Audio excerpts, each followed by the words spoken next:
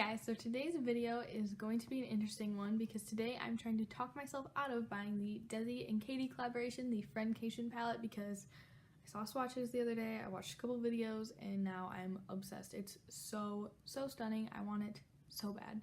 So as you guys can tell, I have quite the stack of palettes to go through. I did either kind of go through all these and pick out which shades I thought were going to be good dupes, so if you guys want to see what I have in my collection, what you might have in yours, just keep watching. And also, I'm sorry if the lighting's a little bit weird. I got some new lighting. I'm kind of trying to figure out the best way to use it and to kind of use natural light and like my lamp lights to kind of get the best lighting that I can, so please just bear with me if it's a little funky in this video. Alright, so I'm going to pop in some swatches of the palette and a picture of the palette right now just so you guys can see it. And then we will kind of get into what I found in my collection that are similar, if not kind of the dupes for those shades. So when I was going through this the other day, the biggest difference that I found was that the Desi and Katy palette has very glittery finishes, and that's one of the main parts that really does attract me to the palette, but I know I have those tones in my collection probably, so I just thought it'd be kind of fun to go through the shades with you guys and kind of inspire you guys to do the same with your collections if you're on a low buy or a no buy, just so you can kind of find something similar to recreate these beautiful looks that I'm sure are going to be popping up everywhere. So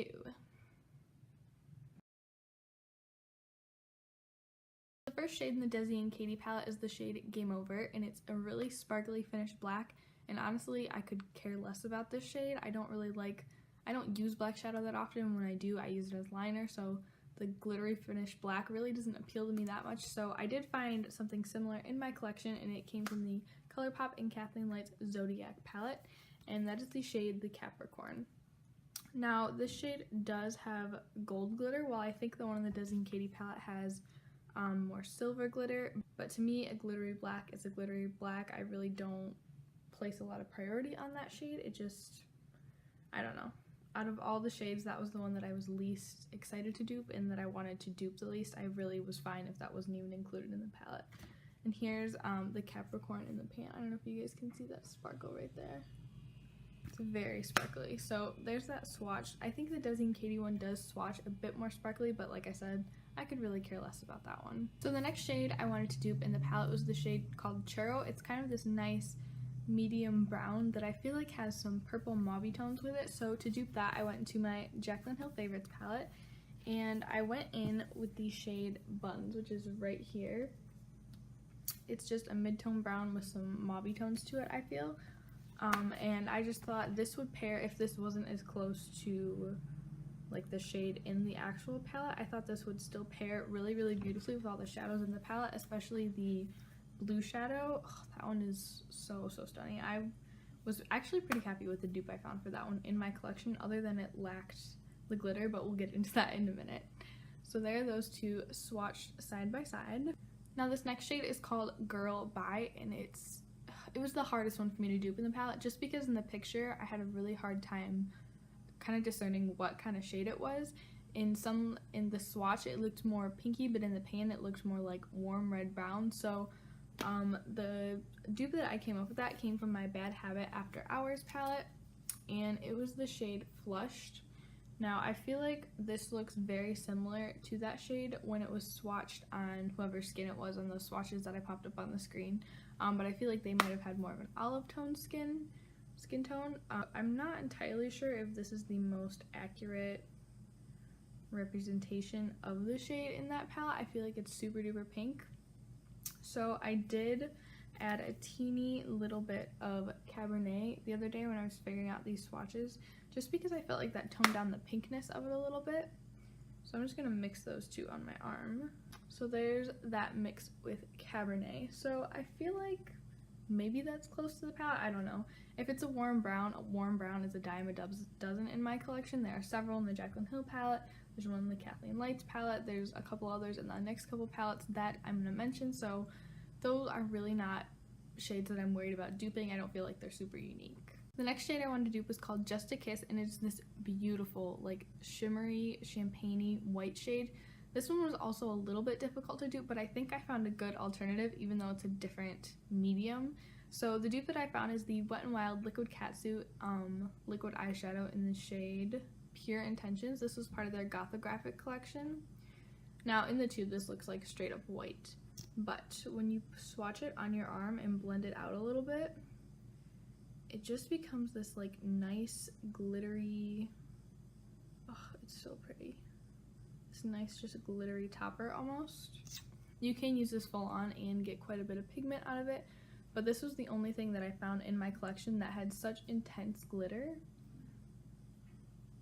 as that other shade. I think the glitteriness is really what attracts me to the Desi and Katy palette because I'm like obsessed with glitter right now. So that's definitely a selling point for me, but I felt like this shade was pretty close to the other one, even if the other one was a powder format and this one wasn't. So I went ahead and threw that in there.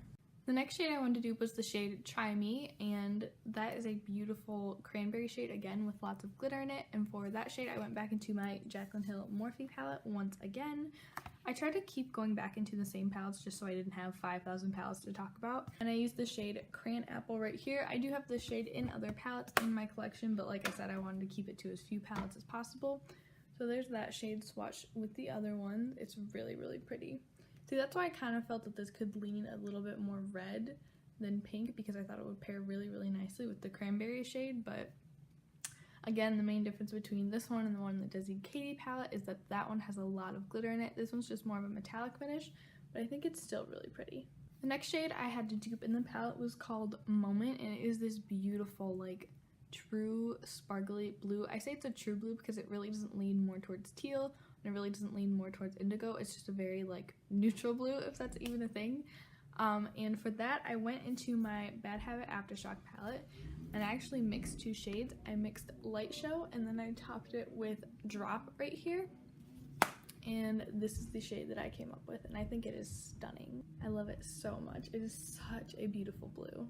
So the next shade I had to dupe was called Dirty Money, and it was this beautiful, like, kind of a dirty green, dirty martini green kind of shade. And to do that, I used a mystery single. I actually had a lot of singles gifted to me from a friend here on Instagram, and this was one of them, and there's no name on the back, so I'm not really sure where this came from, but it's just kind of, it's like a beautiful yellow-green shade. And then I felt like on its own that was a little bit too, like, punchy in your face, so then I went into the ColourPop All I See Is Magic palette, and I took this shade right here, which is called Twinkle Toes. It's kind of like this bronzy olive color. Oh, it's stunning. But I mixed those together, and this is what I came with. I think this one is actually really, really close to the shade that they have in the palette, with the obvious exception of glitter. But I think this is a stunning, stunning olive shade. I'm trying to, like, twist my arm so you guys can see the swatches better. But that is really, really stunning. I love that shade so much, and I felt like I got really close with those mixture of shades. The next shade I duped was the shade Necessary, and this one was difficult to dupe, but only because it kind of really blended into whoever's skin that was that it was swatched on. I'm assuming it was Desi's or Katy's, and like I said before, they're much more olive-toned skin than I am, so it just looks like a nice brown transition shade. So I just went into my Jaclyn Hill palette, and I just used Silk Cream, which is the shade right here, to dupe that one for you guys. And again, like with the black with glitter or the pink that could be a warm brown, I feel like transition shades are a dime a dozen in my collection, and I feel like even if that wasn't completely spot on, I know I have a transition shade somewhere that would be spot on. The next shade in the palette was called CCINS, and it just looked like a deep chocolatey brown to me. So again, I went into my Jaclyn Hill Favorites palette, and I just went in with Mocha right here, which is just a nice chocolatey brown, to dupe that one right here. And then the final shade is the shade Basic, and to me that looked like just a very basic white cream, so for that I went into my After Hours palette, and I just went in with the shade Powder Room right there, which is just a really nice matte cream. I'm assuming this is for either highlighting under your brow bone or your inner corner, or setting your base, and I feel like this shadow definitely does the trick for me there. I almost prefer my version just in case their version isn't light enough for me, because I find that does happen from time to time with matte cream shades, just because I am so fair, they're not quite light enough. So guys, here is the entire palette duped. I feel like my swatches moved as I went on, but here's the entire palette. I I do like these colors. I really like the swatches, but again, I'm really after that glittery finish. So if you guys know of any drugstore or single eyeshadows that are really glittery, like the Dose of Color ones that aren't the Black Party shadows, because those are 20 bucks a pop, that is a lot of money. But if you know of any like drugstore or even like indie brands that have really super glittery pressed shadows, please let me know in the comments down below, because this palette is $55. It is extremely expensive for what it is, and I'd really like to just kind of pick and choose the shades that really speak to me and that glitter that I'm just obsessive over right now.